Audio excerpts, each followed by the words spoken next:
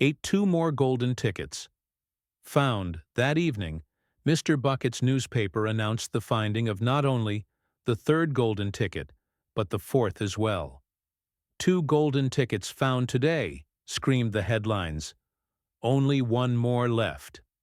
All right, said Grandpa Joe, when the whole family was gathered in the old people's room after supper. Let's hear who found them.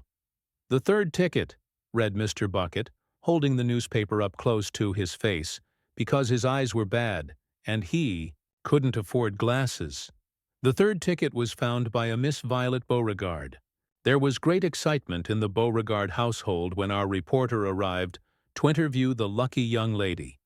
Cameras were clicking, and flashbulbs were flashing, and people were pushing and jostling and trying to get a bit closer to the famous girl.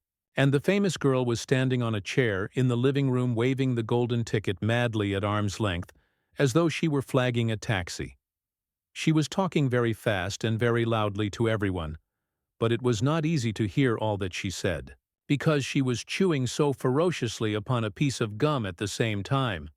"I'm a gum chewer normally," she shouted, "but when I heard about these ticket things of Mr. Wonka's, I gave up gum and started on chocolate bars in the hope of striking lucky. Now, of course, I'm back on gum. I just adore gum. I can't do without it. I munch it all day long except for a few minutes at mealtimes when I take it out and stick it behind my ear for safekeeping.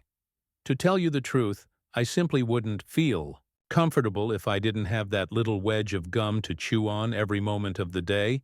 I really wouldn't. My mother says it's not ladylike, and it looks ugly to see a girl's jaws going up and down like mine do all the time. But I don't agree. And who's she to criticize anyway? Because, if you ask me, I'd say that her jaws are going up and down almost as much as mine are just from yelling at me every minute of the day." "Now, Violet," Mrs. Beauregard said from a far corner of the room where she was standing on the piano to avoid being trampled by the mob. "All right, Mother, keep your hair on," Miss Beauregard shouted. "And now," she went on, turning to the reporters again, "it may interest you to know that this piece of gum I'm chewing right at this moment is one I've been working on for over 3 months solid. That's a record, that is. It's beaten the record held by my best friend, Miss Cornelia Prince-Metal. And was she furious? It's my most treasured possession now, this piece of gum is. At night time I just stick it on the end of the bedpost, and it's as good as ever in the mornings. A bit hard at first, maybe, but it soon softens up again after I've given it a few good chews. Before I started chewing for the world record, I used to change my piece of gum once a day. I used to do it in our lift on the way home from school. Why the lift? Because I liked sticking the gooey piece that I'd just finished with onto one of the control buttons. Then the next person who came along and pressed the button got my old gum on the end of his or her finger. Ha ha ha! And what a racket they kicked up, some of them. You get the best results with women who have expensive gloves on.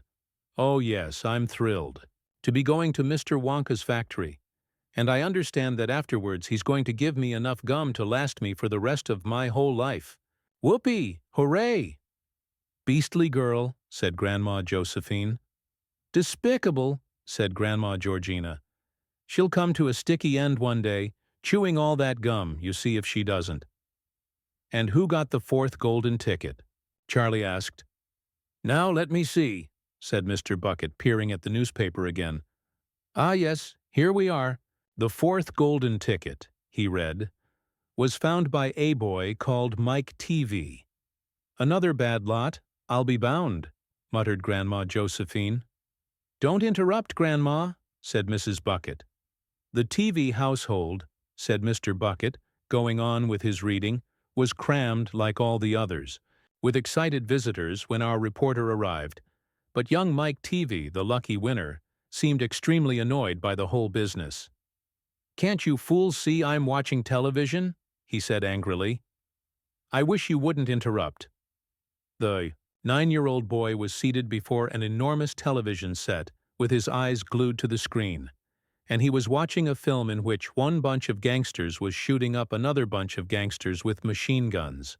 Mike TV himself had no less than 18 toy pistols of various sizes hanging from belts around his body, and every now and again he would leap up into the air and fire off half a dozen rounds from one or another of these weapons. "Quiet!" he shouted when someone tried to ask him a question. "Didn't I tell you not to interrupt? This show's an absolute whiz-banger. It's terrific. I watch it every day.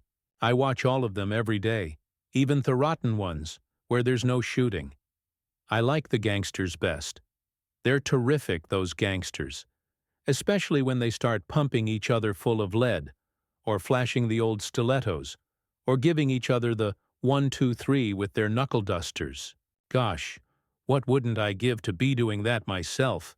It's the life, I tell you. It's terrific." "That's quite enough," snapped Grandma Josephine. "I can't bear to listen to it." "Nor me," said Grandma Georgina. "Do all children behave like this nowadays? Like these brats we've been hearing about?" "Of course not," said Mr. Bucket, smiling at the old lady in the bed. "Some do, of course. In fact, quite a lot of them do. But not all. And now there's only one ticket left," said Grandpa George. "Quite so," sniffed Grandma Georgina. "And just as sure as I'll be having cabbage soup for supper tomorrow, that ticket'll go to some nasty little beast who doesn't deserve it."